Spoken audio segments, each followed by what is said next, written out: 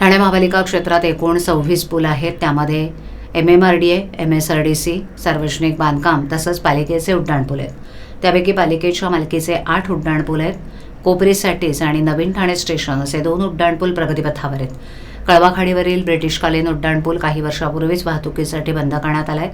बाजूलाच बांधण्यात आलेल्या दुसऱ्या उड्डाणपुलाला देखील आता 15 ते 20 वर्ष झाली आहेत. या दुसऱ्या उड्डाणपुलावरील वाहतूक कोंडी कमी करण्यासाठी तिसऱ्या उड्डाणपुलाची देखील निर्मिती करण्यात आली असली तरी दोन्ही जुन्या उड्डाणपुलावर वाहतूक सुरूच ठेवण्यात आली असल्यानं हा पूल वाहतुकीसाठी सुरक्षित आहे का हे आता तपासलं जाणार आहे.